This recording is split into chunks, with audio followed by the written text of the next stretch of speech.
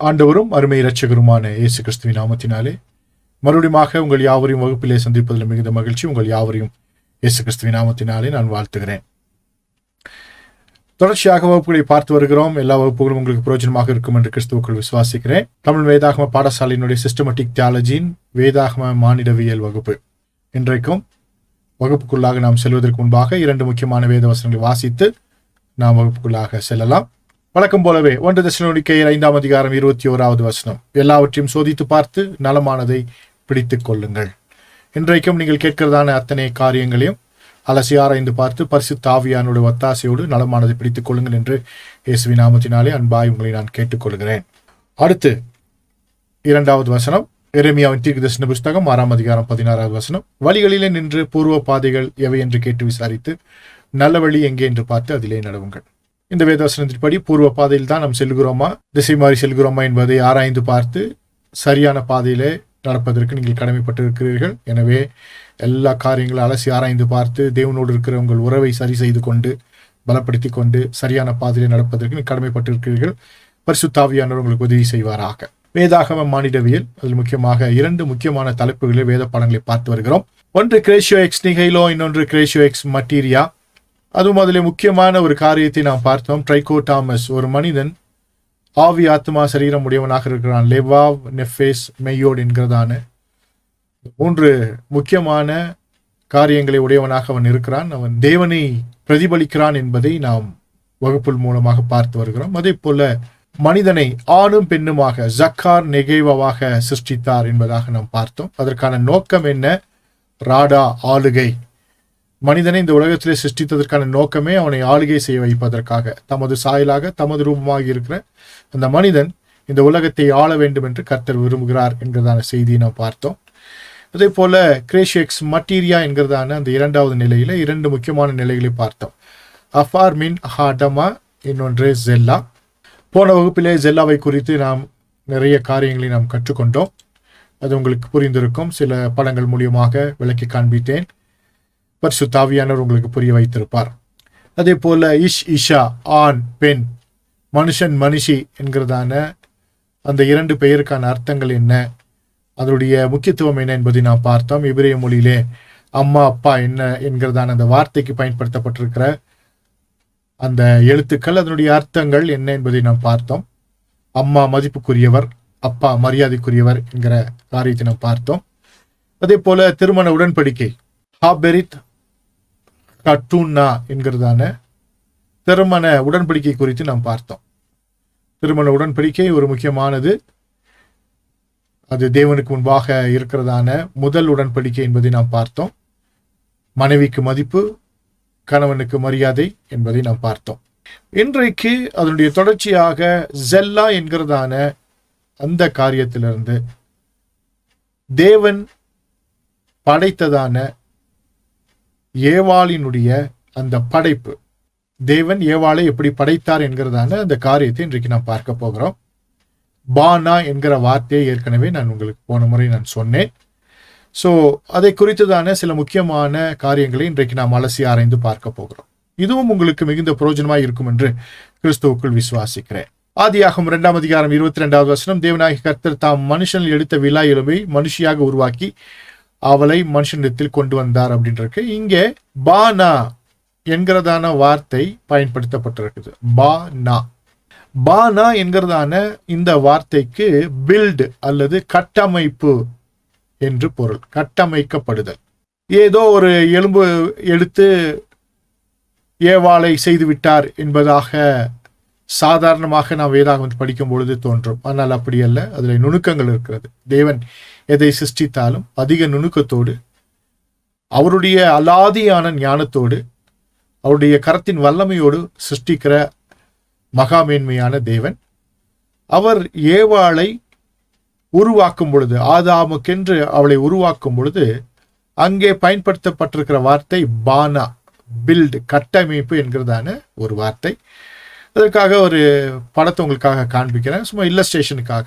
பானா அப்படின்னும் பொழுது அந்த எலும்புக்கூடு ஜெல்லா, அந்த ஜெல்லாவிற்கு மேலாக சதைகளையும் நரம்புகளையும் வைத்து அவர் இணைத்து ஏவாளை உருவாக்குகிறார், மனுஷியை உருவாக்குகிறார். பானா பில்ட், கட்டமைப்பு. இங்கே இந்த படத்துல பார்க்கும் பொழுது ஒரு எலும்பு கூட பார்க்குறீங்க இல்லையா, அதாவது நெஞ்சு கூட பார்க்குறீங்க, ஜெல்லாவை, ஒரு ஜெல்லாவை பார்க்குறீங்க. வெறும் ஜெல்லாவை எடுத்து அதை ஃபேப்ரிகேட் பண்ணணும், அதை சதையால மூடணும், அதற்கு கை கால்களை உருவாக்க வேண்டும், எல்லா சரீரத்தின் அவயவங்களையும் உருவாக்க வேண்டும். இப்படி முழுமையான ஒரு உருவத்தை உருவாக்குவதற்காக அங்கே இந்த வார்த்தையை வேதாகம் பயன்படுத்தப்பட்டிருக்கிறது. ஒரு கட்டமைப்பு, ஒரு பில்டிங்கை கட்டுவதை போல. ஒரு பில்டிங் அப்படின்னு சொன்னா சும்மா 4 சுவரை வைப்பதல்ல, அதுக்குள்ள நிறைய நுணுக்கங்கள் இருக்கிறது இல்லையா. சிவில் இன்ஜினியர்ஸ் இருந்தால் உங்களுக்கு புரியும். அந்த ஸ்ட்ரக்சர், அதனுடைய கம்பி, அதுக்கப்புறம் கிரேவல்ஸு இல்லையா, மெட்டல்ஸ் சொல்லுவோம் இல்லையா, அந்த மெட்டல்ஸ் எப்படி போடணும், என்ன பண்ணணும், நிறைய விஷயங்கள் இருக்குது, நிறைய விஷயங்கள், ஃப்ளோர் பிளானு. அதே போல ஏவாளை தேவன் அதி அற்புதமாக நேர்த்தியாக கட்டமைத்திருக்கிறார். இது ஒரு கட்டமைப்பு, இது ஒரு பில்டு, பானா பில்ட். இந்த பானா பில்ட் என்கின்ற சொல்லும் பொழுது அவர்களை ஆணும் பெண்ணுமாக சிருஷ்டித்தார் என்று ஆதியாகமம் 1:27 வாசிக்கிறோம். ஆணும் பெண்ணுமாக பொழுது ஜக்கார் நெகவா என்பதாக நாம் பார்த்தோம். இந்த படத்துல பார்க்கும் பொழுது பாருங்க, ஜக்கார் ஆதாமு, அவனுக்குள்ளாக ஆவி ஆத்மா சரீரம். இந்த பக்கம் நெகைவா ஏவாள், அவளுக்குள்ளாக ஆவி ஆத்மா சரீரம். ஆதாமுக்குள்ளிருந்து அவனுடைய சரீரத்திலிருந்து நெஞ்சு கூட்டை தேவன் எடுத்திருக்கிறார், ஒரு ஜெல்லாவை எடுத்திருக்கிறார். 2 ஜெல்லால ஒரு ஜெல்லாவை தேவனாய் கர்த்தர் வெளியே எடுத்து, அதே போல அவனுக்குள்ளாக இருக்கிறதான அவளுடைய ஆவி ஆத்மா சரீரத்தை எடுத்து அவளுக்குள்ளாக வைத்து உருவாக்கி இருக்கிற ஒரு பிரம்மாண்டமான ஒரு படைப்பு, மிக பிரம்மாண்டமான அதி அற்புதமான ஒரு படைப்பு. மண்ணிலிருந்து மனிதனை படைத்தல் என்பது எவ்வளவு பிரம்மாண்டமோ, அதே போல ஒரு மனிதனிலிருந்து நெஞ்சு கூட்டை எடுத்து மனுஷியாக உருவாக்குவது ஒரு பிரம்மாண்டமான ஒரு காரியம். ஏன் இதை அப்படி சொல்றேன்னு சொன்னா, ஜோடியா இருக்கணும். இந்த ஜோடி அப்படி என்பது ரொம்ப ரொம்ப முக்கியம். ஜோடி என்பது, பேர் அப்படி என்பது ரொம்ப ரொம்ப முக்கியம். ஏற்கனவே பல கிளாஸ்க்கு முன்னால் நான் சொல்லியிருக்கேன்னு நினைக்கிறேன். வலது காலில் போடுற ஷூவை இடது காலில் போட முடியாது, இடது காலில் போடுற ஷூவை வலது காலில் போட முடியாது. அது ஸ்பெசிஃபிக் டிசைன், நல்லா கவனமாக கேட்டுக்கணும். ஸ்பெசிஃபிக்கான டிசைன். ரைட்டு கால் அப்படின்னா அதற்கான அந்த டிசைன் வேற, அதே போல் லெஃப்ட் கால் அதோடைய டிசைன் வேற. இன்னொன்று ரொம்ப முக்கியமாக தெரிஞ்சுக்க வேண்டிய விஷயம் என்னன்னா, 2 கால்கள் நமக்கு இருந்தாலும் ஒரு காலை விட பெருசாக இருக்கும். அதனால தான் ஷூ வாங்கி போட்டிங்கன்னா கண்டிப்பாக ஒரு கால் டைட்டாக இருக்கும், கொஞ்சம் டைட்டாக இருக்கும். ஏன் அப்படின்னா 2 காலுமே ஒரே சைஸு கிடையாது, அதில் சின்ன ஒரு வித்தியாசம் எப்பொழுதுமே இருக்கும். செருப்பு வாங்கினாலும் ஷூ வாங்கினாலும் ஒன்று டைட்டாக இருக்கிற மாதிரியும் ஒன்று லூஸாக இருக்கிற மாதிரியும் அந்த அனுபவம் உங்களுக்கு இருக்கும். அப்படின்னா தேவனுடைய அந்த திட்டம் இருக்கிறது எல்லாத்துலேயுமே ரொம்ப ஸ்பெசிஃபிக்காக ஆண்டவர் படைச்சிருக்கிறாரு. ஒரு கால் திக்காதான் இருக்கும், ஒரு கால் கொஞ்சம் தின்னாதான் இருக்கும், கொஞ்சம் வேரியேஷன் இருக்கத்தான் செய்யும். இதை ரொம்ப நுணுக்கமாக கவனிக்க வேண்டிய ஒரு விஷயம். அப்போ இங்க ஒரு ஜோடியை உருவாக்குறாரு ஆதாமுக்கு. அந்த ஜோடி எல்லா விதங்களிலும் சரியா இருக்கணும். ஆவியில, ஆத்மாவில, சரீரத்துல, இந்த சதையில, நரம்புல, ரத்தத்துல, எல்லாத்துலயும் சரி சமமா நிகரா ஜோடியா இருக்கணும். இது தேவனுடைய திட்டம். ஜக்கார் நெகைவா. ஏன் அப்படின்னா அப்படி இருந்தா மட்டும்தான் ராடா செய்ய முடியும், ஆளுகை செய்ய முடியும், இந்த உலகத்தை ஆளுகை செய்ய முடியும். இந்த உலகத்திற்கு பின்பு நித்தியத்தில் அவரோடு கூட ஆளுகை செய்ய முடியும். இந்த பூமியில் வாழ்வதற்கு இந்த மண்ணான சரீரம், பசார், நம்ம பார்த்தோம், பசார் என்ற வார்த்தையை பார்த்தோம். பசார், எட்செம், டாம் என்கிறதான 3 வார்த்தைகளை பார்த்தோம். சதை, எலும்பு, ரத்தம். பூமியில் ராடா செய்வதற்கு, இந்த பூமியை ஆளுகை செய்வதற்கு சதையும் எலும்பும் ரத்தமும் தேவை. ரொம்ப ரொம்ப கவனமா கேட்கணும். அதற்கும் என்ன பண்ணும்னா சரியான ஜோடி தேவை, ஒரு எக்ஸாக்ட் பேர் தேவை, சரியான ஜோடி தேவை. அது கரெக்டா எக்ஸாக்டா இருக்கணும். மேட் ஃபார் ஈச் அதர் அப்படின்னு சொல்லுவாங்க இல்லையா, சரியா இருக்கணும். அதே போல நித்தியத்துல இந்த மண்ணான சரீரத்தை நம்ம இங்க விட்டுட்டு தான் போக போறோம். பரலோகத்திற்கு, அதாவது நித்தியத்திற்கு போகும், நித்திய வாழ்க்கைக்கு நாம் போகும் பொழுது, நிரந்தரமான உலகத்திற்கு நாம் போகும் பொழுது, அங்கேயும் ஆளுகை செய்வதற்கு இந்த ஜக்காரும் நெகேவாவும் தேவை, ரொம்ப ரொம்ப முக்கியம். ஆனா பூலோக டிசைன் போல இல்லை. பூலோகத்துல வாழணும்னா சதையும் ரத்தமும் எலும்பும் தேவை. ஆனா நித்தியத்துல அவரோடு ஆளுகை செய்வதற்கு ஜக்காரும் நெகேவாவும் தேவை. ஆனா பசாரும் எச்சமும் டாமும் தேவையில்லை. அதனால்தான் ரத்தமும் மாமிசமும் பரலோகத்தை சுதந்தரிப்பதில்லை. மறுரூப சரீரத்தோடு தான் நாம் தேவனை சந்திக்க போகிறோம். அப்போ இங்க உலகத்துல வாழும் பொழுது கணவன் மனைவி என்கிறதான ஒரு அந்தஸ்து, ஒரு திருமண உடன்படிக்கை கர்த்தர் ஏற்படுத்தியிருக்கிறார். அப்ப பரலோகத்துல போனா அப்படி இருக்குமா அப்படின்னு நிறைய பேருக்கு கேள்வி. ஏன்னா ஆண்டவராக இயேசு கிறிஸ்துக்கிட்டே உயிர்த்தெழுதல் இல்லை என்று நம்புகிறதான சதுசேயர்கள் கேள்விகளை கேட்டார்கள். இன்றைக்கும் பலர் கேள்விகளை கேட்டுக்கொண்டே இருக்கிறார்கள். பரலோகத்துல நித்தியத்துல, அதாவது நித்திய உலகத்துல, புதிய பூமியில, அந்த நிரந்தரமான உலகத்துல 2 கூட்டமைப்பு. ஒன்னு ஜக்கார் கூட்டமைப்பு, இன்னொன்று நெகேவா கூட்டமைப்பு. எப்படி பூமியை ஆளுகை செய்வதற்கு ஆணும் பெண்ணும் இணைந்து அவர்கள் எப்படி ஆளுகை செய்கிறார்களோ அதே போல பரலோகத்துல ஒரு கூட்டமைப்பு, ஜக்காரோட கூட்டமைப்பு, நெகேவாவுடைய கூட்டமைப்பு. இந்த கூட்டமைப்பிற்கு கர்த்தர் அங்கே பணிகளை வைத்திருக்கிறார். அதற்கான ஸ்பெசிபிக்கான ஒர்க்கை, அதற்கான டிசைன் பண்ணப்பட்ட வேலையை, திட்டத்தை கர்த்தர் அங்கே வைத்திருக்கிறார். நல்ல கவனமா கேட்டுக்கணும். பூமியில வைக்கும் பொழுது ஜோடியாக வைத்தார், பரலோகத்துல கூட்டமாக வைத்திருக்கிறார். பரலோகத்துல அங்க போய் இது மாதிரி உலகத்துல வாழ்ந்தது போல ஒரு குடும்பமாக வாழ முடியாது.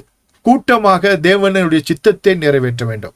எப்படி தேவதூதர்கள் இருக்கிறார்களோ, எப்படி தேவதூதர்கள் தேவனுடைய சித்தத்தை, திட்டத்தை நிறைவேற்றுகிறார்களோ, அதைவிட அதிக மடங்கு, பல மடங்கு மேலான தேவனுடைய சித்தத்தை நிறைவேற்றுவதற்கு, அவருக்காக ஆளுகை செய்வதற்காக 2 கூட்டங்களாக அங்கே அவரவர்கள் பணியை செய்ய போகிறோம். நல்ல கவனமா கேட்கணும். ஒருவேளை இந்த உலகத்துல நாம் சரியாக கடமைகளை செய்யாமல் போகலாம். ஒருவேளை ஆண்கள் சரியான கடமைகளை செய்யாமல் போகலாம், அது பெண்களுக்கு அதுக்கான வாய்ப்புகள் இல்லாமல் போகலாம். ஆனா பரலோகத்துல சரிசமமாய் தேவன் பயன்படுத்துகிறார். ஏன் இந்த உலகத்துல அப்படி பயன்பட முடியலன்னா, இந்த உலகம் பொல்லாங்கனுக்குள்ளாக கிடக்கிறது, பிசாசினுடைய பிடியில் இருக்கிறது. இங்கே பெண்களை மதிப்பு குறைவாக காண்பிப்பதும், சில இடங்களில் ஆண்களை மதிப்பு குறைவாக காண்பிப்பதும், சமநிலை பிரமாணம் இல்லாமல் நடத்தப்படுவதை நாம் காண்பிக்கிறோம். ஆனால் நித்திய ஜீவனிலே, புதிய பூமியில இந்த கூட்டமைப்பிற்கான சரியான தேவ திட்டம் அங்கே இருக்கிறது.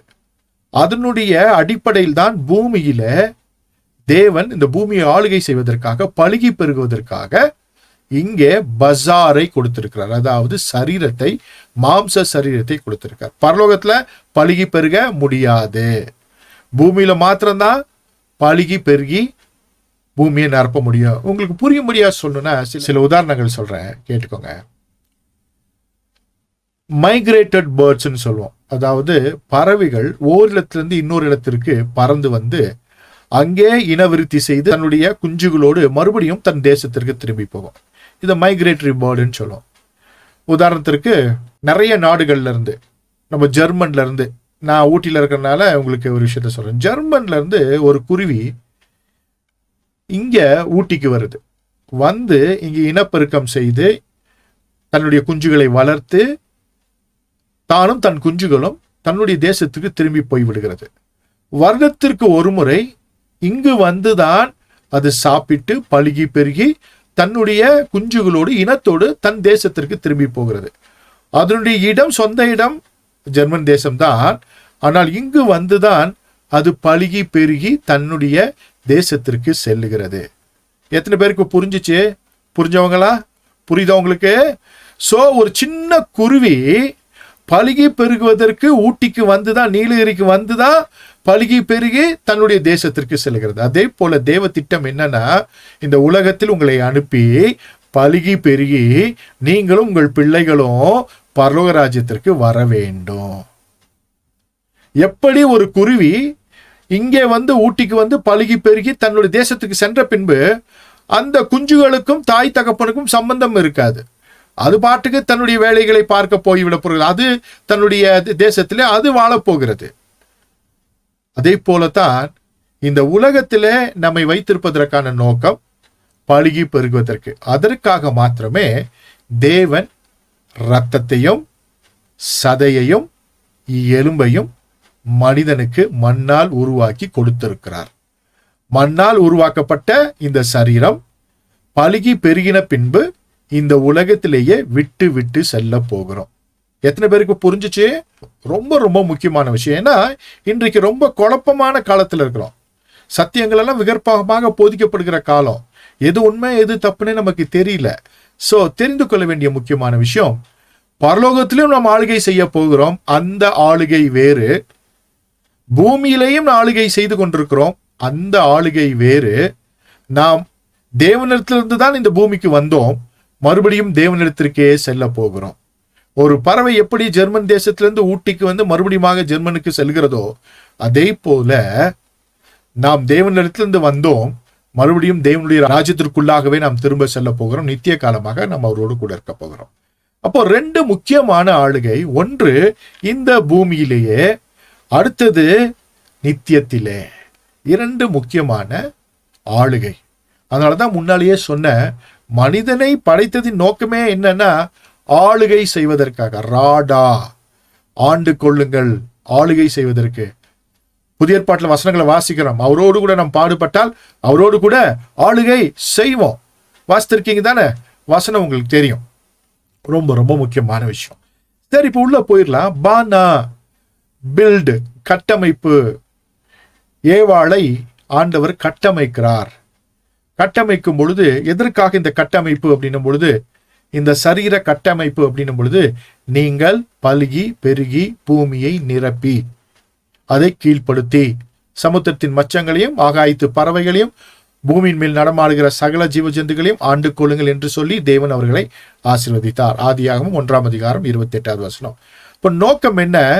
இந்த பூமியில அவருடைய நோக்கம் என்ன? பலுகி பெருகி பூமியை நிரப்பி. அதை மாத்திர சகப் கலர்ல போட்டிருக்கேன்.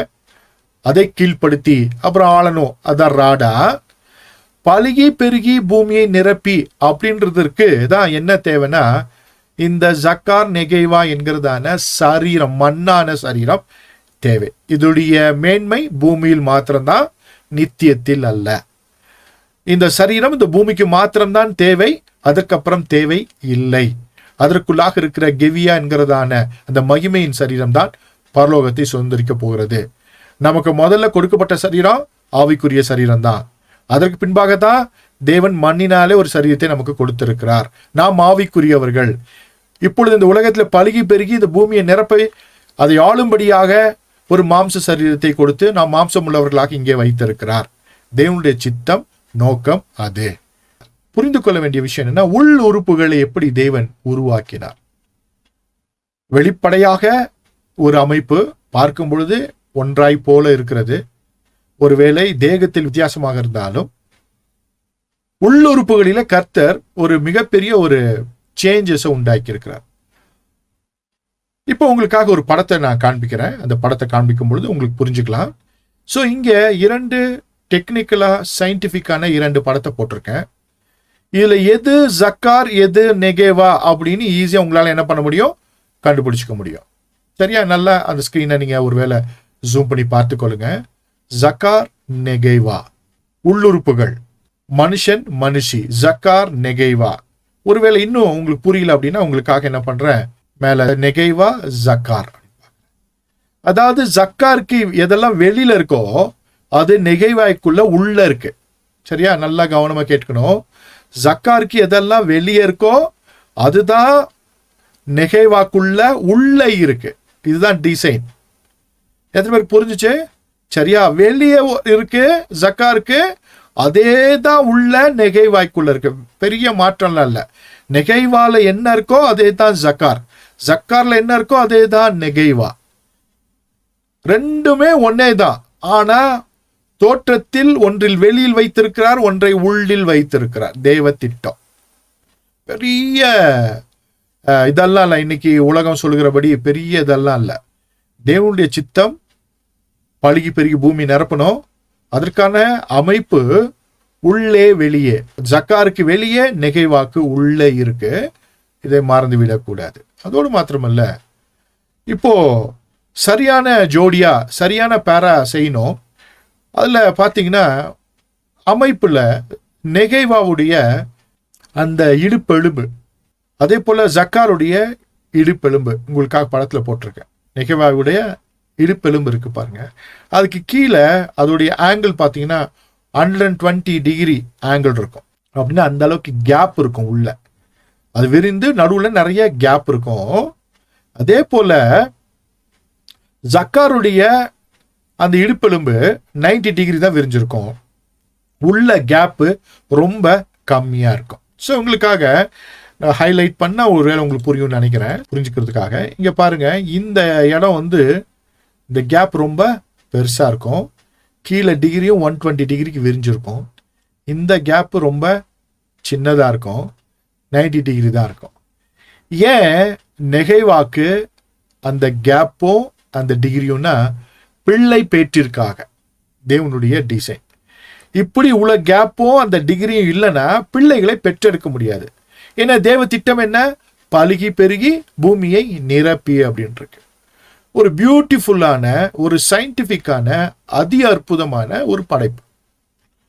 உள்ளுறுப்புகளை அவர் டிசைன் பண்ணும்போது ரொம்ப அழகா அவர் டிசைன் பண்றாரு.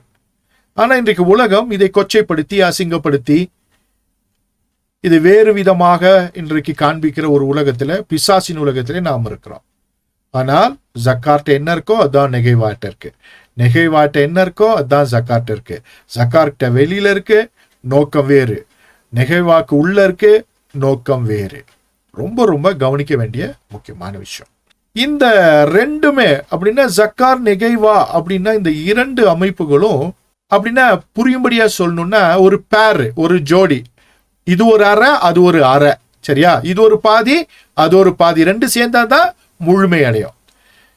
உங்களுக்கு சயின்டிபிக்கா சொல்லணும்னா ஒரு ஜைகோட், ஒரு பிள்ளைக்கான ஒரு கரு உருவாகணும்னா அம்மா கிட்ட இருந்து ஒரு அரை செல்லு, அப்பா கிட்ட இருந்து ஒரு அரை செல், இந்த ரெண்டு செல்லும் சேர்ந்தா ஒரு செல்லு, சரியா? சோ உள்ள அந்த அமைப்பு மூலியமாகத்தான் ஜைகோட் உருவாகிறது. கரு முட்டை, இந்த பக்கம் என்ன சொல்றோம்? விந்தணுன்னு சொல்றோம். அரை செல்லு தான். எவ்வளவு அழகா தேவன் திட்டம் பண்ணி இருக்கிறார். இது தேவனுடைய பரிபூர்ண திட்டத்தை நமக்கு விளக்குகிறது. சோ இவ்வளவு நேர்த்தியாக அழகாக கர்த்தர் படைத்திருக்கிறார். ஆனால் இன்றைக்கு இந்த உலகம் இதை விகற்பமாக கொச்சையாக பேசுவதை நாம் பார்க்கிறோம். தேவனை நாம் மகிமைப்படுத்துகிறவர்களாக இருக்க வேண்டும். மற்றவர்களை கொச்சையாக பேசுவதை தவிர்க்க வேண்டும். விசேஷமாக கிறிஸ்தவர்கள் கொச்சையான வார்த்தைகளை பயன்படுத்துவதை என்ன பண்ணும்? பாலியல் ரீதியாக பயன்படுத்துகிற வார்த்தைகளில் கவனமாக இருக்கணும். தேவன் அற்புதமாக படைத்ததை நம்முடைய வாயாலே நாம் என்ன பண்ணக்கூடாது? அதை கேவலப்படுத்தி அசுசிப்படுத்தி பேசக்கூடாது. கவனமாக இருக்கணும், சரியா? ஓகே, இப்போ அப்படியே உள்ள போயிடலாம். மறுபடியும் கணவன் மனைவி அப்படின்னும் போது போன முறை பிளக் போட்டு காமிச்சேன், ஒரு 3 பின் பிளக். அந்த 3 பின் பிளக் ஒவ்வொன்று என்னன்னா ஆவி, ஆத்மா, சரீரம், நெஃபேஸ், கெவியா, ரூவாக் அப்படின்னு நம்ம பார்த்தோம். அந்த 3 பாயிண்ட் பார்த்தோம். தேவனோட இணைக்கப்பட்டிருக்கணும் அப்படின்றத நம்ம பார்த்தோம். இங்க ஜக்கார் நெகேவாக்கான 2 பின்னை நான் போட்டிருக்கேன். அதே போல மேல அது 2 பின்னும் ஜாயிண்ட் இருக்கு. இதுதான் மாம்சத்தில் இணைப்புன்னு சொல்றோம். இந்த மாம்சத்தின் இணைப்பு எதன் மூலியமாக கர்த்தர் சாத்தியப்படுத்தியிருக்கிறார்? திருமண உடன்படிக்கை மூலியமாக சாத்தியப்படுத்தியிருக்கிறார். அப்போ ஒரு மனுஷனும் ஒரு மனுஷியும் ஆவியில இணைஞ்சிருக்கணும், ஆத்மாவிலையும் அவங்களுக்கு இணைப்பு இருக்கணும், சரீரத்திலையும் இணைப்பு இருக்கணும், மாம்சத்திலையும் இணைப்பு இருக்கணும். இந்த சரீரம்ன்றது நான் கெவியா பத்தி சொல்றேன், சரியா? சோ ரூவாக்ல இணைப்பு, நெஃபேஸ்ல இணைப்பு, கெவியால இணைப்பு, பசார்லையும் இணைப்பு இருக்கணும். 3 இடங்களில் முதல்ல, அடுத்தது 4வது பஜார்ல. இந்த 4வது இணைப்பு தான் திருமண உடன்படிக்கையின் மூலமாக கர்த்தர் அதை நிறைவேற்றுவதற்கு வைத்திருக்கிறார். இந்த 4 இடங்களிலும் ஒருவர் இணைந்திருந்தாதான் அது சரியான தேவனுடைய இணைப்பு. உங்களுக்காக நான் போடுறேன். திருமணம் ஒரு உடன்படிக்கை அப்படின்னு ஏற்கனவே சொன்னேன்.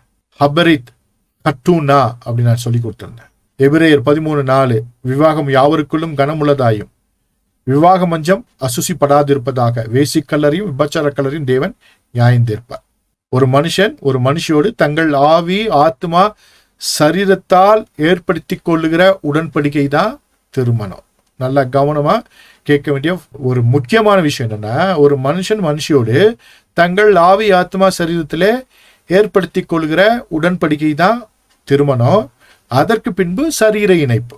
ஓகே, இன்னைக்கு உலகத்துல எப்படி நடக்குதுன்னா, நிறைய பேர் திருமணம் பண்ணிக்கிறாங்க. எல்லாருமே இந்த உலகத்துல திருமணம் பண்ணிட்டு தான் இருக்கிறாங்க. இந்த உலகத்தான் திருமணம் பண்ணிட்டே இருக்கிறான். கிறிஸ்தவர்களும் திருமணம் பண்ணிட்டு இருக்காங்க, எல்லாருமே.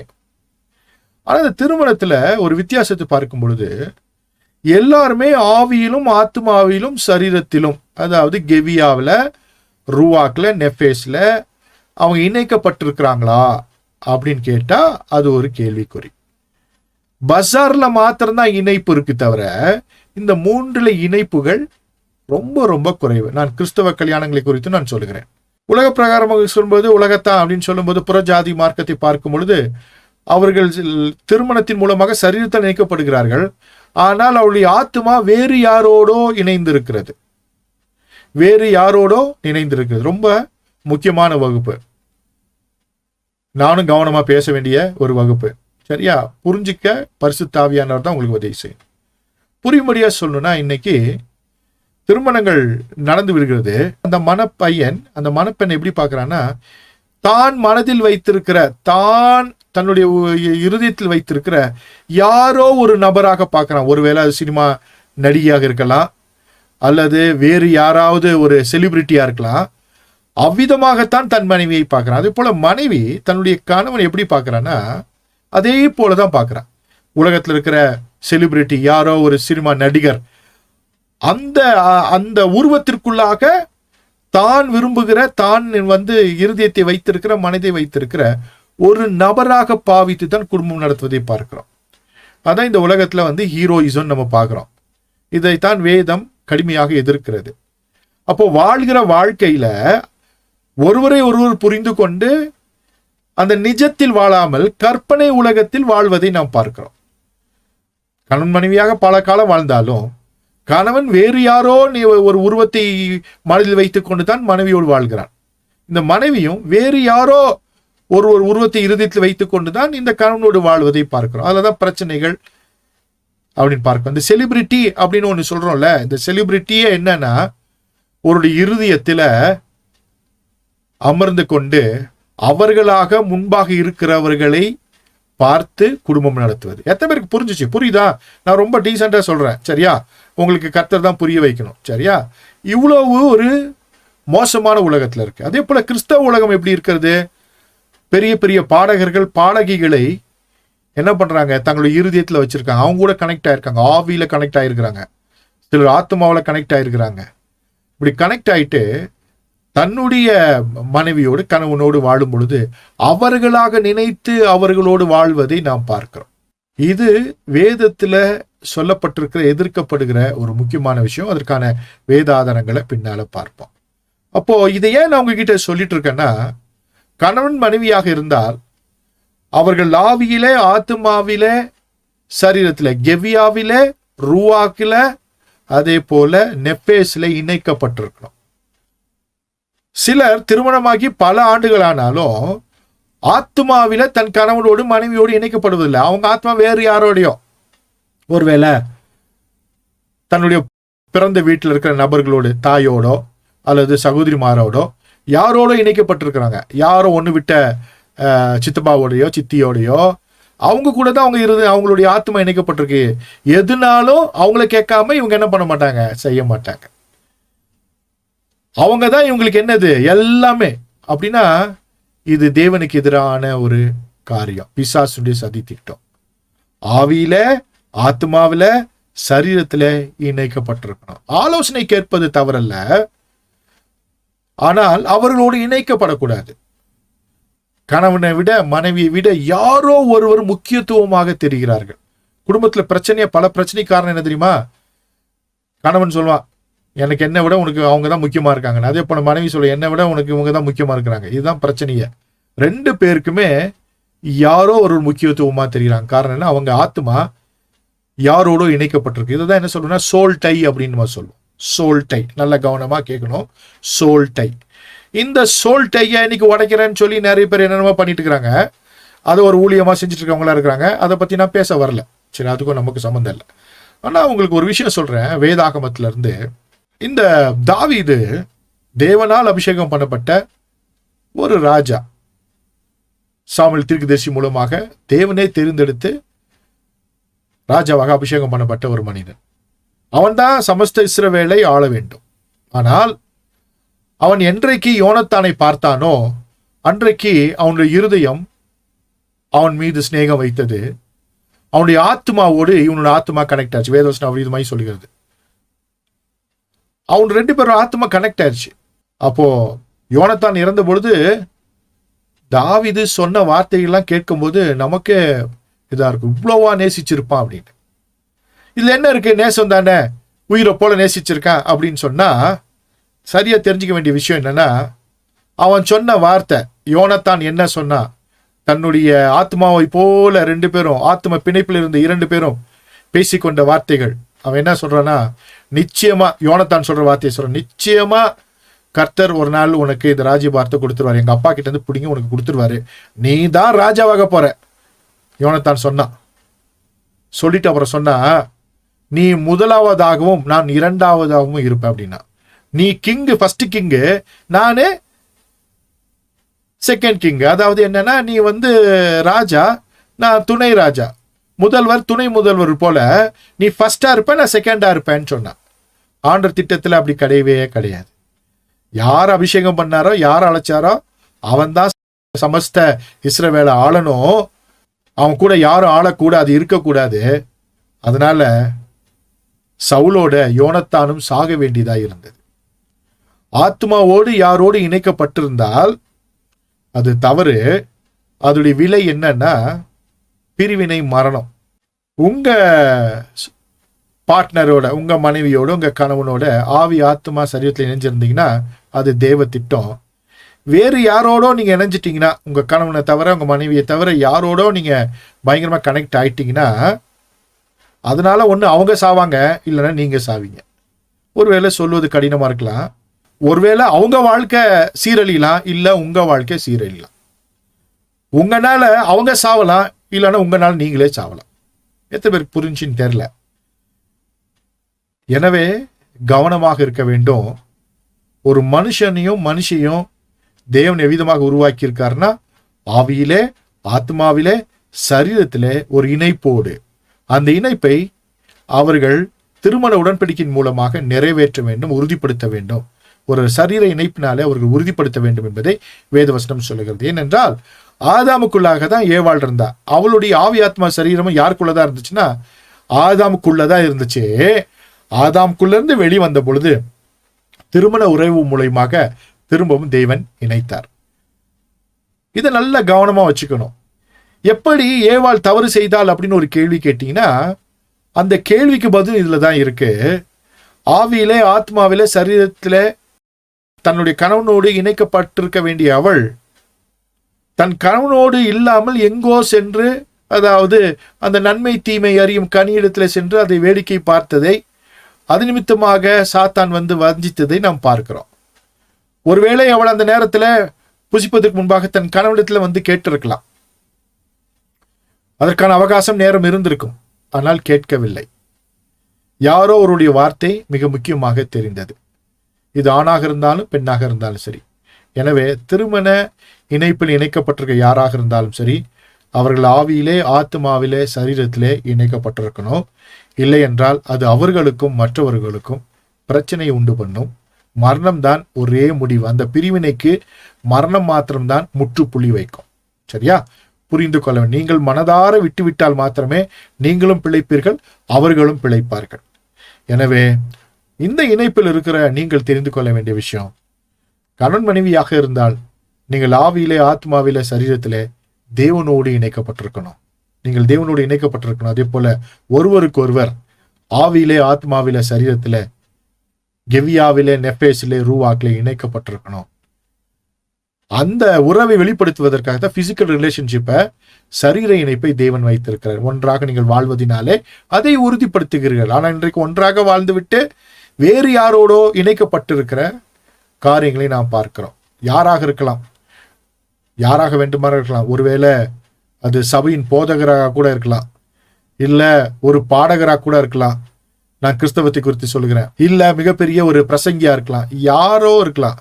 அவர்தான் உங்களுக்கு முக்கியமானவராக தெரிந்தால், உங்களுடைய இணையை விட முக்கியமானவராக தெரிந்தால், நீங்கள் கிறிஸ்துவினுடைய உடன்படிக்கையை மீறுகிறீர்கள் என்று அர்த்தம். எனவே இதை கவனத்தில் நீங்கள் வைத்துக் கொள்ள வேண்டும். முக்கியமான ஒரு விஷயத்தை நான் சொல்லிக் கொடுத்து கொண்டிருக்கிறேன். அப்படி உள்ள போலாம். எபேசியர் 5:28 போன முறையை வாசித்தோம், மறுபடியும் உங்களுக்காக வாசிக்கிறேன். அப்படியே புருஷர்களும் தங்கள் மனைவிகளை தங்கள் சொந்த சரீரங்களாக பாவித்து அவர்களில் அன்பு கூற வேண்டும். தன் மனைவியினருக்கு அன்பு கூறுகிறவன் தன்னில் தான் அன்பு கூறுகிறான்.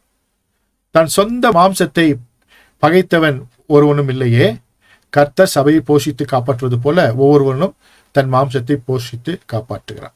இந்த வசனங்களை நீங்கள் தொடர்ந்து வாசிக்கும் பொழுது கணவன் மனைவிக்கான அந்த இணைப்பை குறித்ததான செய்தியை அங்கே பவுல் அப்போஸ்தலன் தெளிவாக எழுதி வைத்திருப்பார். படித்து தெரிந்து கொள்ளுங்கள். எனவே உங்களுடைய திருமண வாழ்க்கைக்கு இடையிலே மூன்றாவது ஒரு நபர் வருவதற்கு இடம் கொடாதிருங்கள். அவருடைய ஆலோசனை ஒருவேளை கேட்க வேண்டும் என்று சொன்னால் இருவரும் சேர்ந்து கேட்பது நல்லது. ஒருவரை விட்டு ஒருவர் யாரோ ஒருவருடைய ஆளுகைக்குள்ளாக இருந்து அவர்கள் சொற்படி கேட்டு வாழ்க்கையை நடத்த நீங்கள் தீர்மானிக்கும் பொழுது அதனாலே நீங்கள் பிரச்சனைகளை சந்திக்க போகிறீர்கள். தெய்வ திட்டத்தை விட்டு வெளியே போக போகிறீர்கள். உங்கள் மூலமாக தேவனுடைய சித்தம் நிறைவேறாமல் போய்விடும். அதற்கு காரணமாக இருந்தால் என்ன ஆகும் என்பது உங்களுக்கு தெரியும் இல்லையா? வேதவசனம் சொல்கிறது, கீழ்ப்படியாம தான் பாவத்தினுடைய முதற்படி, கீழ்ப்படியாம தான் நரகத்துக்கு போவதற்கான முதற்படி. எனவே நாம் கவனமாக இருக்க வேண்டும். கிறிஸ்தவர்கள் என்று நாம் சொல்லிக் கொள்கிற எல்லோருமே நித்திய ஜீவனுக்கு போய்விடுமா என்கிறதான ஒரு கேள்வி கேட்டோம் என்று சொன்னால், முதல்ல திருமண வாழ்க்கையில ஒழுங்கா இல்லாதவங்க வேற எங்கேயுமே ஒழுங்கா இருக்கவே முடியாது. உங்களுடைய ஆவிக்குரிய வாழ்க்கை உங்கள் திருமண வாழ்க்கையிலிருந்து ஆரம்பிக்கிறது. எத்தனை பேருக்கு புரிஞ்சிச்சு? உங்களுடைய ஆவிக்குரிய வாழ்க்கை உங்கள் திருமண வாழ்க்கையிலிருந்து ஆரம்பிக்கிறது, மறந்துவிடக்கூடாது. திருமணத்திற்கு முன்பான வாழ்க்கை வேறு, திருமணத்திற்கு பின்பான வாழ்க்கை வேறு. ஒருவேளை திருமணம் செய்தவர்கள் இருப்பீர்கள், திருமணத்திற்காக காத்திருப்பவர்கள் இருப்பீர்கள். எல்லோருக்குமான செய்தி ஒன்றுதான், தேவனோடு நீங்கள் இணைக்கப்பட்டிருக்கணும், நீங்கள் தேவனுடையவர்களா இருக்கணும். அது அப்படிப்பட்டவர்களா இருக்கீங்க அப்படின்னு சொன்னா திருமண வாழ்க்கையில உங்கள் ஆவியிலே, ஆத்மாவில, சரீரத்துல கெவியால, நெப்பேஸ்ல, ரூவாக்ல இணைக்கப்பட்டிருக்கணும். அதே போல சரீரத்திலும் நீங்க இணைக்கப்பட்டிருக்கணும். இது தேவனுடைய திட்டமாக, சித்தமாக இருக்கிறது. சோ உங்களுக்காக அடுத்த படம் இங்க போட்டிருக்கேன். ஒரே மாம்சம் பொழுது நடுவுல ஒரே மாம்சம், ஒரே ஒரு பசாரை போட்டு இந்த பக்கம் ஆதாமும் இந்த பக்கம் ஏவாள் போட்டிருக்கேன். சரியா? சோ இங்க பாருங்க, உங்களுக்காக எல்லாம் ஒன்றோடு ஒன்று இணைக்கப்பட்டிருக்கு. இங்க ஒரே மாம்சம் தான் நடுவுல. ஒரே மாம்சத்துக்கு இந்த பக்கம் ஆவியாத்மா சரீரம், இந்த பக்கம் ஆவியாத்மா சரீரம். இந்த பக்கம் கெவியா, ரூவாக்கு, நெஃபேஸ், இந்த பக்கம் கெவியா, ரூவாக்கு, நெஃபேஸ். சரியா? அப்படியே நல்லா நீங்க பார்த்துக்கொள்ளுங்க. ஸோ அவர்கள் ஒரே மாம்சமாய் இருப்பார்கள் அப்படின்னும் போது இந்த சரீர இணைப்பு மூலியமாக, இந்த திருமண பந்தத்தின் மூலமாக நாம் ஒருவராய் இருக்கிறோம் என்பதை நீங்கள் உங்கள் மனைவிக்கு, உங்கள் கணவனுக்கு சொல்லுகிறதான ஒரு செய்தி. தேவனுக்கும் சபைக்குமான இணைப்பை, கிறிஸ்துவுக்கும் சபைக்குமான இணைப்பாக இங்கே வேதாகமத்தில், புதிய ஏற்பாட்டில் பல இடங்களில் சொல்லப்பட்டிருப்பதை நீங்கள் வாசித்திருப்பீர்கள். ஸோ கவனமாக நீங்கள் தெரிந்து கொள்ள வேண்டிய முக்கியமான விஷயம். அடுத்தது நம்ம ஏற்கனவே பார்த்தோம், எதற்காக இவ்விதமான சரீரத்தினாலே, மண்ணினாலே ஒரு சரீரத்தை உண்டாக்கி ஏவாளை, ஆதாமை உண்டாக்கினார் என்கிறதான கேள்விக்கான ஒரு பதில். ஏவாளுக்கும் மண்ணான சரீரம், ஆதாமுக்கும் மண்ணான சரீரம். பேர், ஜோடி அப்படின்னு பார்த்தோம், இணை என்று பார்த்தோம். இங்கே வேதத்துல வாசிக்கும் பொழுது ஆதாம் தன் மனைவிக்கு ஏவாள் என்று பெயரிட்டான், ஏனெனில் அவள் ஜீவனுள்ளோருக்கெல்லாம் தாயானவள். அவள் ஜீவனுள்ளோருக்கெல்லாம் தாயானவள். ஏவாள் என்பவளுடைய முக்கியத்துவம் எவ்வளவு என்பதை ஆதாம் அறிந்திருந்தான். ரொம்ப ரொம்ப முக்கியமான விஷயம். இப்போ உங்களுக்காக இங்க நான் போட்டிருக்கேன், ஆதாமுக்குள்ளே மக்கள், ஏவாளுக்கு வெளியே மக்கள். ஆதாமுக்குள்ள மக்கள், மக்கள் கூட்டம் ஏற்கனவே பல வகுப்பு முன்பாக பார்த்தோம். ஆபிரகாமுக்குள்ளாக இருந்த லேவி மெல்கிசேதேக்குக்கு காணிக்கை கொடுத்தான், வாங்குகிறவன் கொடுத்தான் அப்படின்னு பார்த்தோம். ஆதாமுக்குள்ளே எல்லா உலக மக்கள் எல்லாம் அவங்களுக்குள்ளதான் இருக்கிறாங்க. ஏவாளுக்கு வெளியே அந்த மக்கள் எல்லாம் வருகிறாங்க. எத்தனை பேருக்கு புரிஞ்சு? டெக்னிக்கலா புரிஞ்சுச்சா? அப்படின்னா ஆதாமுக்குள்ளே இருக்கிற மக்கள் ஏவாள் மூலமாக இந்த உலகத்திற்குள் பிறந்து கொண்டே இருக்கிறார்கள். ஆதாமுக்குள்ளே மக்கள், ஏவாளுக்கு வெளியே மக்கள். இந்த ஜோடி, இந்த இணை அற்புதமானது, ஆச்சரியமானது, அலாதியானது. தேவனுடைய அற்புத படைப்பு, ஆளுகை செய்வதற்காக கர்த்தர் உருவாக்கி இருக்கிறார் தேவனுடைய உன்னத திட்டம் என்பதை நாம் மறந்துவிடக்கூடாது. போன முறை கூட இந்த ஸ்கிரீன்ல போட்டிருக்க இந்த படத்தை காமிச்சேன் இல்லையா? போன முறை கூட நான் சொல்லி கொடுத்தேன். அம்மா அப்படின்னும் போது கருப்பையின் தலைவி, அப்பான்னும் போது வீட்டின் தலைவர். அம்மா மதிப்புக்குரியவர், அப்பா மரியாதைக்குரியவர் என்பதை நான் சொல்லிக் கொடுத்தேன். இந்த இணைப்பு ரொம்ப ரொம்ப முக்கியம். இப்போ உங்களுக்காக இன்னொரு ஸ்கிரீன் போட்டு காமிக்கிறேன். அதை பார்த்து படம் பார்த்து கதை சொல்லவும் அப்படின்னு நீங்க தெரிஞ்சுக்கொள்ளுங்க. இங்க பிளக்ஸ் போட்டிருக்கேன். இந்த பிளக் கலர் கலரா இருக்கு. அங்க மேல ரைட் ஹேண்ட் சைட்ல அப்படி உங்களுக்காக மார்க் பண்ண உங்களுக்கு தெரியும். இங்க ஒரு ஜோடி போட்டிருக்கேன். இங்க அதே போல கலர் மாறி இருக்கு, ஆனா ஒரே மாதிரி இருக்கு. இங்க ஒரே கலர்ல இருக்கு, இங்கேயும் ஒரே கலர்ல பிளாக் கலர்ல இருக்கு. இங்க கலர் வேற வேறையா இருக்கு, இங்கேயும் என்ன இருக்கு, கலர் வேற வேறையா இருக்கு. ஆனா ஒற்றுமை என்ன தெரியுமா? இதுல என்ன ஒற்றுமை? இதுல என்ன ஒற்றுமை இருக்கு பாத்தீங்கன்னா, எல்லாமே ஜக்கார் நெகேவா, ஜக்கார் நெகேவாவா இருக்கு. நல்லா படத்துல பாத்துட்டீங்களா? எல்லாமே எப்படி இருக்கு? அந்த பிளக்ஸ் எல்லாம் வேற வேற கலர்ல இருந்தாலும் ஜக்கார் நெகேவா, ஜக்கார் நெகேவாவா ஜோடியா இருக்கு. இது தேவனுடைய திட்டம். ஜக்கார் நெகேவா, ஜக்கார் நெகேவா அப்படின்ற அந்த ஜோடி. அடுத்தது உங்களுக்காக இங்க போட்டிருக்கேன். இங்க பாருங்க எப்படி இருக்குன்னு பாருங்க. எப்படி இருக்கு? ஸ்கிரீன்ல பாருங்க.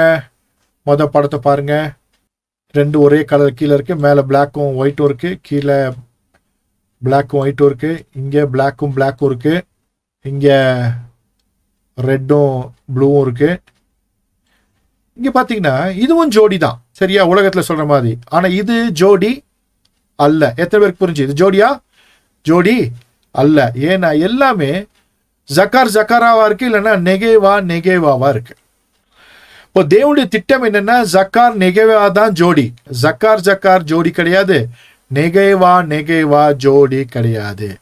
சோ தேவனுடைய திட்டம் என்ன அப்படின்னா, ஜக்கார் நெகேவா, ஜக்கார் நெகேவா, ஜக்கார் நெகேவா. பிசாசின் திட்டம் என்னன்னா, ஜக்கார் ஜக்கார் நெகேவா நெகேவா. இன்றைக்கு உலகத்தில் நடந்து கொண்டிருக்கிற முக்கியமான விஷயத்தை இந்த படத்தின் மூலமாக நான் சொல்லியிருக்கிறேன். இது என்னன்றது உங்களுக்கு தெரியும் நினைக்கிறேன். LGBTQ அப்படின்றதான காரியம்.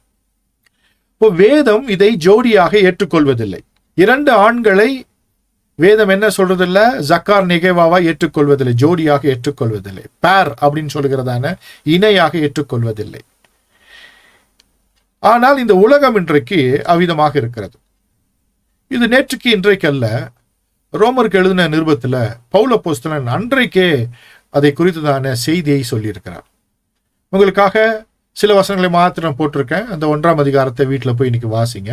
நான் உங்களுக்காக அந்த 4 வசனங்களை மாத்திரம் வாசிக்கிறேன், கவனமா கேளுங்க. இது நிமித்தம் தேவன் அவர்களை இழிவான இச்சை ரோகங்களுக்கு ஒப்பு கொடுத்தார். அந்தப்படியே அவருடைய பெண்கள் சுவாப அனுபவத்தை சுவாபத்திற்கு விரோதமான அனுபவமாக மாற்றினார்கள். அப்படியே ஆண்களும் பெண்களை சுவாபப்படி அனுபவியாமல் ஒருவர் மேலொருவர் விரக தாபத்தினாலே பொங்கி ஆணோடே ஆண் அவலட்சணம் மாதிரி நடப்பித்து தங்கள் தப்பிதத்திற்கு தகுதியான பலனை தங்களுக்குள் அடைந்தார்கள். தேவனை அறியும் அறிவை பற்றி கொண்டிருக்க அவர்களுக்கு மனதில்லாதிருந்தபடியால் தகாதவைகளை செய்யும்படி தேவன் அவர்களை கேடான சிந்தைக்கு ஒப்பு கொடுத்தார். இப்படிப்பட்டவைகளை செய்கிறவர்கள் மரணத்திற்கு பாத்திரராய் இருக்கிறார்கள் என்று தேவன் தீர்மானித்த நீதியான தீர்ப்பை அவர்கள் அறிந்திருந்தும் அவைகளை தாங்களே செய்கிறதும் அல்லாமல் அவைகளை செய்கிற மற்றவர்களிடத்தில் பிரியப்படுகிறவருமாய் இருக்கிறார்கள் அப்படின்னு. இதை விட தெளிவா வேதத்துல எங்கேயும் பார்க்க முடியாது. இந்த அவலட்சணத்தை குறித்து, இந்த பாவத்தை குறித்து தெளிவாக பவுல் அப்போஸ்தலன் ரோமர்கள் நிருபத்திலே எழுதி வைத்திருக்கிறார். இது ரொம்ப கிளியரா இருக்கு. பாத்தீங்களா, எப்படியும் கடைசி நாட்கள்ல உலகம் மாறும். அன்றைக்கே இருந்த உலகம் எப்படி இன்றைக்கு அதைவிட எவ்விதமாய் மாறி இருக்கிறது. கிறிஸ்தவ உலகத்துல இன்றைக்கு எவ்விதமாக இது மாற்றம் எடுத்து அங்கீகரித்திருக்கிறார்கள் என்பதை புரிந்து கொள்வதற்காக நான் சொல்லிக் கொடுத்து கொண்டிருக்கிறேன். இன்றைக்கு கிறிஸ்தவ சபை நிறைய வெள்ளைக்கார, அதே போல இந்திய தேசத்திலும் சில சபைகள் இப்படி ஜோடி சேர்த்து வைப்பதை பார்க்கிறோம். ஜக்காருக்கு திருமணம் செய்து வைப்பதையும், நெகேவாக்கு திருமணம் செய்து வைப்பதையும், அதை ஆதரிப்பதையும், அது பிறவிலேயே ஒரு என்ன சொல்றது, பிறக்கும் போது அப்படி பிறந்துட்டாங்க, பிறவி அது பிரச்சனை என்பதை போலவும், பிறவிலேயே அவர்கள் அவ்விதமாக பிறந்து விட்டதை போலவும் சொல்லி அதற்கு சப்பை கட்டி அதை ஆதரிக்கிற கிறிஸ்தவர்கள் கூட்டம், ஊழியக்காரர்கள் கூட்டம் தேசமெங்கும் உலகமெங்கும் பெருகி இருக்கிறார்கள். அவர்கள் இந்த வசனத்தை எல்லாம் வாசிக்க மாட்டார்கள் போல இருக்கு. வாசித்தாங்கன்னா அதை கிழிச்சிருவாங்கன்னு நினைக்கிறேன். இல்லைன்னா மாற்றி வேற ஏதாச்சும் ஒன்று என்ன பண்ணுவாங்க, புதுமையா ஒன்று சொல்லுவாங்க அப்படின்னு நினைக்கிறேன். எனவே ஜக்கார் நெகேவா இது ஜோடி அல்ல, அது இணை அல்ல. ஜக்கார் நெகேவா தான். இதுல மாறுபாடே இல்லை, இதுல மாற்றமே இல்லை, இதுல மாற்றமே வரவே முடியாது. அப்படி மாறுபாடு வந்தால் அது தேவனுக்குரியது அல்ல, அது பிசாசுக்குரியது என்பதை நாம் தெரிந்து கொள்ள வேண்டும். ஓகே, சோ இத குறித்து சொல்லும் பொழுது 1 கொரிந்தியர் 6 அதிகாரம் 15, 16, 17, 18, 19 வாசனங்கள் வாசித்தா இன்னும் உங்களுக்கு புரியும் அப்படின்னு நான் விசுவாசிக்கிறேன். உங்கள் சரீரங்கள் கிறிஸ்துவின் அவயங்கள் என்று அறியீர்களா? அப்படி இருக்க நான் கிறிஸ்துவின் அவயங்களை வேசியின் அவயவங்கள் ஆக்கலாமா? அப்படி செய்யலாகாதே. வேசியோடு இணைந்திருக்கிறவன் அவளோட ஒரே சரீரமாய் இருக்கிறான் என்று அறியீர்களா? இருவரும் ஒரே மாம்சமாய் இருப்பார்கள் என்று சொல்லி இருக்கிறதே. அப்படியே கர்த்தரோடு இசைந்திருக்கிறவனும் அவருடனே ஒரே ஆவியாய் இருக்கிறான். வேசித்தனத்திற்கு விலகி ஓடுங்கள். மனுஷன் செய்கிற எந்த பாவம் சரீரத்திற்கு புறம்பாய் இருக்கும். வேசித்தனம் செய்கிறவனோ தன் சுய சரீரத்திற்கு விரோதமாய் பாவம் செய்கிறான். உங்கள் சரீரமானது நீங்கள் தேவனாலே பெற்றும் உங்களில் தங்கியும் இருக்கிற பரிசுத்தாவினுடைய ஆலயமாய் இருக்கிறது என்றும் நீங்கள் உங்களுடையவர்கள் அல்லவென்றும் அறியீர்களா? இந்த வசனத்துல நம்ம வாசிக்கிறோம். இது விளக்க வேண்டிய அவசியமே இல்லை, உங்களுக்கு நல்லா புரியும். தேவ சித்தம் நோக்கம் என்ன என்பதை புரிந்து கொள்ள வேண்டும். இப்போ வேதத்துல இப்படிலாம் இருக்க, அப்படி இருக்க, பழைய ஏற்பாட்டுல அத்தனை பொண்டாட்டியை கட்டினானே அப்படியெல்லாம் வாதத்திற்கு வந்தீங்கன்னா அது தேவன் அனுமதித்ததல்ல, மனிதன் ஏற்படுத்தி கொண்டது. மனிதன் ஏற்படுத்தி கொண்டதை கர்த்தர் ஏற்றுக்கொள்ள வேண்டும் என்ற கட்டாயம் இல்லை. அவர் ஏற்றுக்கொண்டதாக அர்த்தம் இல்லை. மனிதன் செய்த தவறை கர்த்தர் ஏற்றுக்கொண்டதே இல்லை. யாரெல்லாம் விதமாக செய்தார்களோ அதற்கான பிரதிபலனை அவர்கள் வாழ்க்கையிலேயே அவர்கள் அனுபவித்தார்கள். பழைய ஏற்பாட்டில் யாரெல்லாம் இவ்விதமாக தெய்வ திட்டத்தை மீறி, சித்தத்தை மீறி பலதார மனங்களை முடித்தார்களோ அவர்கள் சந்தோஷமாக இருந்ததாக சரித்திரம் இல்லை. அவள் வாழ்க்கையில சந்தித்த இன்னல்கள் பல. ஒருவேளை வேதாகமத்தை வாசிக்கும் பொழுது உங்கள் பார்வைக்கு தெரியாமல் இருக்கலாம், ஆனால் கூர்ந்து கவனித்து வாசித்தால் அவர்கள் வாழ்க்கையில் அதிநிமித்தமாக பட்ட பாடுகள், உபத்திரவங்கள் அதிகமாக இருக்கிறது. எனவே தேவ சித்தத்தை மீறுகிற யாராக இருந்தாலும் அதற்கான பிரதிபலனை அவன் சந்தித்தே அனுபவித்தே ஆக வேண்டும். எனவே தேவ சித்தத்தின்படி வாழ்வதற்கு கர்த்தர் நம்மை உண்டாக்கி இருக்கிறார். எனவே தான் மல்கியாவின் புஸ்தகம் 2 அதிகாரம் 15வது வசனத்தில் வாசிக்கும் பொழுது அவர் ஒருவனை அல்லவா படைத்தார், ஆவி அவளிடத்தில் பரிபூர்ணமாய் இருந்தது, பின்ன ஏன் ஒருவனை படைத்தார்? தேவ பக்தியுள்ள சந்ததியை பெறும்படி தானே. ஆகையால் ஒருவனும் தன் இள வயதின் மனைவிக்கு துரோகம் பண்ணாதபடிக்கு உங்கள் ஆவியை குறித்து எச்சரிக்கையாயிருங்கள். ரொம்ப கிளியரா வேத வசனம் சொல்லுகிறது. இதை மீறி மனிதர்கள் சட்டங்களை உருவாக்கி கொள்ளலாம், திட்டங்களை உருவாக்கி கொள்ளலாம். அதை கர்த்தர் ஏற்றுக்கொண்டார் என்று நாம் சொல்வதற்கு இல்லை. கர்த்தர் ஏற்றுக்கொண்டார் என்று நாம் சொல்லவே முடியாது. கர்த்தர் ஏற்றுக்கொள்ள மாட்டார் என்பதை வேத வசனத்தின் மூலமாக நாம் தெரிந்து கொள்கிறோம். அவர் ஏற்படுத்தினதை அவர் கை கொள்ளதான் மனிதனுக்கு கற்பித்திருக்கிறார் தவிர அதை மீறுவதற்கு கற்பிக்கவில்லை. அதற்கான பிரதிபலனை அவர்கள் வாழ்க்கையில் அனுபவிப்பார்கள், அனுபவித்திருக்கிறார்கள், அனுபவித்துக் கொண்டிருக்கிறார்கள் என்பதை நாம் மறந்துவிடக் கூடாது. தெய்வ திட்டம் என்னவோ, சித்தம் என்னவோ, நோக்கம் என்னவோ அதை நாம் நிறைவேற்ற வேண்டும் என்பதை நாம் பார்க்கிறோம். வேதாகமத்தினுடைய அடிப்படை சத்தியங்களில் ஒன்று இது. திருமண பந்தம் இருவருக்கும் மட்டுமே ஆனது என்பதை மறந்துவிடக் கூடாது. ஒருவேளை உலகத்தில பலுகி பெருகி பூமி நிரப்ப வேண்டும், அதற்கு ஆதாமுக்கு ஒரு மனைவி போதாது என்று கர்த்தர் அறிந்திருந்தார். பல மனைவிகளை அவன் எலும்புகளிலிருந்து உருவாக்கி இருப்பார். தெய்வ சித்தம் திட்டம் அது அல்ல. ஆனால் இன்றைக்கு அதை விகற்பமாக பேசுகிற, ஆதாமுக்கு 2 மனைவிகள் இருந்ததாக சொல்லுகிற கூட்டமும் இன்றைக்கு வந்திருக்கிறது. தாங்கள் சொல்லுகிற, தாங்கள் நினைக்கிற இச்சைகளுக்கு சாதகமாக வேத வசனங்களை திருப்புகிறவர்கள் இன்றைக்கு வந்திருக்கிறார்கள். கவனமாக இருக்க வேண்டும். தேவன் எவ்விதமாக இந்த உலகத்திலே நாம் வாழ வேண்டும் என்று சிருஷ்டித்திருக்கிறாரோ அதே போல வாழ்ந்து காண்பிக்கத்தான் கர்த்தர் நம்மை அழைத்திருக்கிறார். மீறினால் அதற்குண்டான தண்டனையை நாம் பெற்றுக்கொள்ளப் போகிறோம். அதை கை கொண்டால் அதற்கான ஆசீர்வாதத்தை நாம் பெற்றுக்கொள்ளப் போகிறோம். இதுல நிறைய விஷயங்கள் இருக்கிறது. அவைகளை வருங்காலங்களில் இன்னும் சொல்லித் தருவதற்கு கிறிஸ்துவுக்குள் நான் விரும்புகிறேன். மறுபடியும் நான் எழுதியிருக்கிற சில வாசகங்களை மாத்திரம் வாசித்து நான் முடிக்கப் போகிறேன். வாசிக்கிறேன், கவனமாய் கேளுங்கள். ஏலோகிம் ஆதாமை அவருடைய சாயலாக படைத்தார், ஆணும் பெண்ணுமாக படைத்தார். ஒருவனாக இருந்த ஆதாமுக்கு யெகோவா ஏலோகிம் அயர்ந்த நித்திரையை வர பண்ணி அவனிலிருந்து அவளை கொண்டு வந்தார். ஒருவனாய் இருந்த அவன் இருவராக ஏதேன் தோட்டத்திலே. அவள் அவனுடைய மாம்சத்தில் மாம்சமும் எலும்பில் எலும்புமானவள். இருவரும் ஒரே மாம்சம். இது ஏதேனிலே ஏலோகிமினால் உண்டான திருமண உடன்படிக்கை. ஒருவனாய் இருந்தவனை இருவராக பிரித்து திருமணத்தின் மூலம் ஒருவராக மாற்றினார் யெகோவா ஏலோகிம். அன்று ஏதேனிலே ஒருவரை இருவராக பிரித்த தேவன் இன்று வரை திருமண பந்தத்தின் மூலம் இருவரை ஒருவராக மாற்றிக்கொண்டிருக்கிறார். உலகம் மக்களால் நிறைந்து கொண்டிருக்கிறது. ஆனால் தேவன் விரும்புகிற, எதிர்பார்க்கிற அந்த மும்முனை இணைப்பு தேவ ஜனங்களிடத்தில் மாத்திரம் சாத்தியமாகிறது.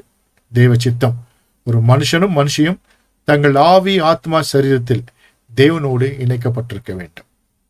இந்த வாசகத்தை அப்படியே மனதில் வைத்துக் கொள்ளுங்கள். இது ஒரு முக்கியமான வகுப்பு, கடினமான வகுப்பு. விளக்குவதற்கும் சொல்லித் தருவதற்கும் ஒரு கடினமான வகுப்பு. ஆனாலும் என்னால் முடிந்த அளவிற்கு நான் உங்களுக்கு விளக்கி காண்பித்திருக்கிறேன். பரிசுத்த ஆவியானவர் உங்களுக்கு உதவி செய்வாராக. வேதாகமத்தினுடைய அடிப்படை சத்தியத்தில் நிலைத்திருப்பதற்கு கர்த்தர் நம்மை அழைத்திருக்கிறார். அதில் நிலைத்திருந்து தேவ சித்தத்தை நிறைவேற்றி அதனால் வருகிறதான தேவ ஆசீர்வாதத்தை நாம் பெற்றுக்கொள்ள கடமைப்பட்டிருக்கிறோம். அடுத்த வகுப்பு பஜார் என்கிறதான மாம்ச சரீரம். அதனுடைய திட்டம் என்ன, அது எவ்விதமாக கர்த்தர் உருவாக்கி இருக்கிறார், அதற்குள்ளாக இருக்கிற காரியங்கள் என்ன, அவைகளை குறித்து அடுத்த வகுப்பில் இன்னும் அதிகமாய் நாம் பார்க்க போகிறோம். இன்றைக்கு இணை ஜோடி என்கிறதான தலைப்பில் ஏன் அவ்விதமாக இணையாக படைத்தார், பானா என்ற தலைப்பில் உங்களோடு பேசினேன். பானா என்றால் என்ன சொன்ன உங்ககிட்ட, பில்டு, கட்டமைப்பு அப்படின்னு சொல்லி கொடுத்திருந்தேன். பானானா என்ன, கட்டமைப்பு, பில்டு அப்படின்னு சொல்லி கொடுத்திருந்தேன். அந்த பானாவை இன்றைக்கு பார்த்தோம். அடுத்த வகுப்பில் வெறும் பஜாரை மாத்திரம் நாம் பார்க்க போகிறோம். அதற்கு பின்பாக கெவியாவை மறுபடியும் ஒரு வகுப்பில் நான் சொல்லித்தர திட்டமிட்டிருக்கிறேன். ஜெபித்துக் கொள்ளுங்கள். இதுவரைக்கும் முழுமையாக வகுப்பிலிருந்து பங்கு பெற்று உங்கள் யாவரையும் கர்த்தர் ஆசீர்வதிப்பாராக. கர்த்தராகிய இயேசு கிறிஸ்துவின் கிருபையும் தேவனுடைய அன்பும் பரிசுத்த ஆவியினுடைய ஐக்கியமும் உங்கள் அன்போடு கூட இருப்பதாக. ஆமென். God bless you. Thank you so much.